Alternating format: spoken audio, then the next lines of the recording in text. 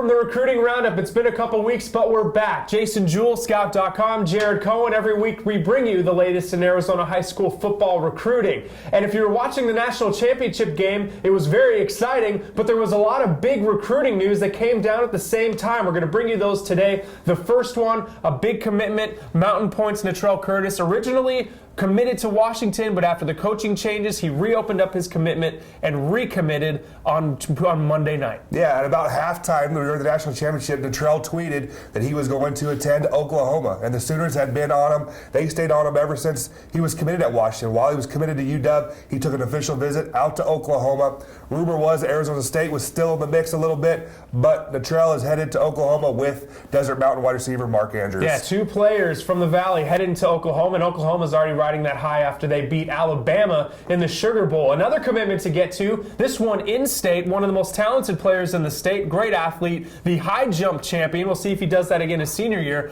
Bryant O'Georgia, he commits to NAU. Yeah, what a great year NAU is having with the in-state kids. Getting O'Georgia is huge. He also had an offer from New Mexico State. O'Georgia's played wide receiver, he's been the team's punter, played cornerback. He's going to play wide receiver up in Flagstaff. It's a fantastic all-around athlete. Those are the commitments to get to really quickly. Next is an offer, the first FBS offer for a very talented player, just an all-around good football player is what people like to characterize him. Zack Neal gets an offer. Yeah, it was offered by Army. It's his first FBS offer. He has several academic type offers like from Brown, from University of San Diego, and from Stetson, but this is the first school that's going to come in and get his education 100% paid for and be able to play at the FBS level. He's tripped to Brown already. We'll see if he ends up tripping to Army as well. So that's the latest for Zack Neal out of Liberty. Let's change it up a little bit. Over the past week, Christian Kirk, the top recruit in the 2015 class, he announced that he is going to be graduating early, Jason, so he can head to whatever school he ends up deciding, which he basically has the choice of just about anyone under the sun.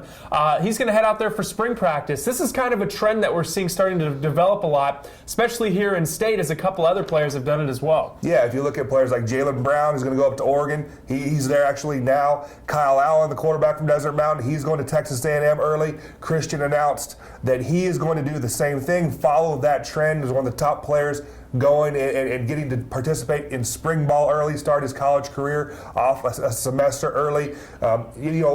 Kirk right now has 25 scholarship offers.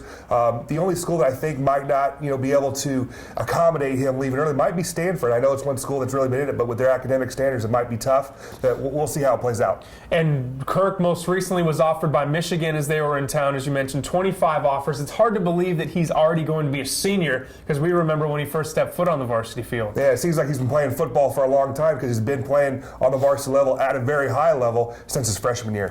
Now, locally here in Arizona, the big news that came down over the holiday season was Donnie Yontis, the former Paradise Valley head coach, is now the head coach of a new program here in town, Arizona Christian University, starting a football program at the NAIA level. And he told me in a story that I did a couple weeks back that he wants 90% of the players, whether JUCO or high school, to be from Arizona. That's going to be the foundation of their program. Well, he's already hit the ground running recruiting. He has a commitment, and he has an offer that he's thrown out there already with a month away from signing day. Yeah, I'm sure some more offers will start to surface, but the first commitment, like you mentioned, it's kind of a no-brainer. Matt Munsell, his dad, is the president of ACU. He's the first player that's verbally committed to play at ACU, and what a great opportunity for him to help, be the name and the face of a program and start up, a program. That's very, very cool and intriguing in itself. The next player that we know was offered